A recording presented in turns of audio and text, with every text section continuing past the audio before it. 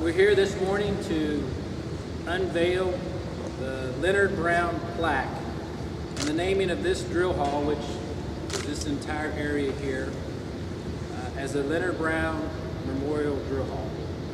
I want to recognize Mr. O'Leary at UPS.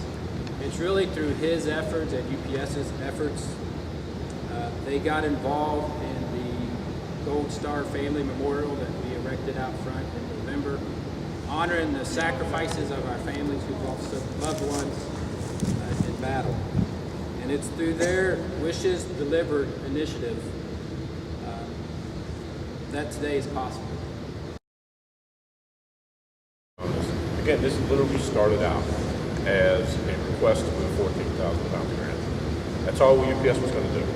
And during one of the conference calls with one of the production crews, they had read the story about Leonard on the website. And one of the persons goes, "You only got to do something for Leonard," is that wow factor, surprise Woody. Because Woody always knew we were going to move the grant. And that's how it all started. And we did a little research on Leonard. Mostly I got a hold of Frank. Frank knows everybody in town and news stories, but even the story the family had was not 100% accurate. You know, everybody had little bits and pieces of it.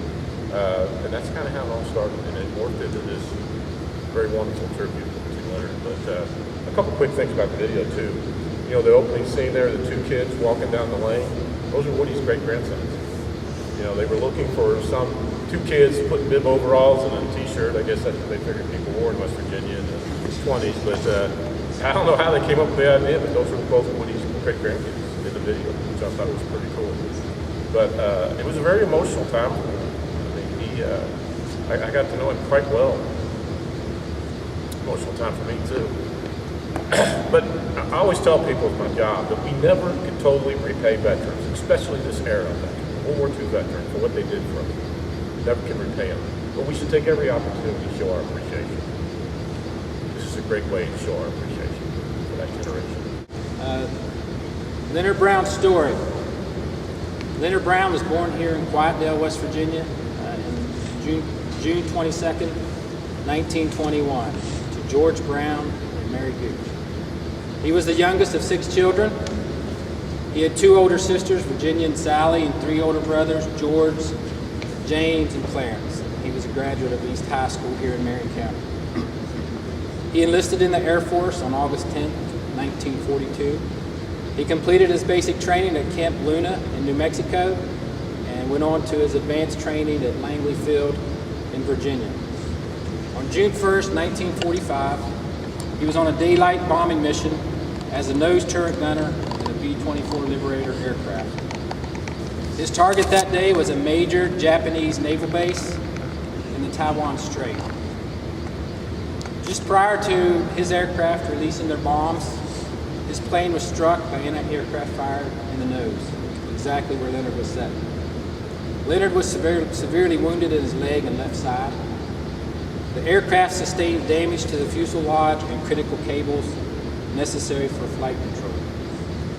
The damage to the nose of the B-24 was so extensive that Leonard could not be removed from the turret while they were in the air. The pilot, Lieutenant Patton, ordered all unnecessary equipment to be jettisoned from the aircraft to lighten it.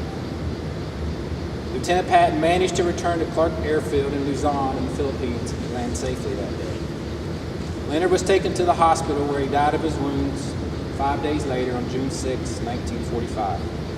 His body was buried in a military cemetery in the Philippines for nearly 4 years.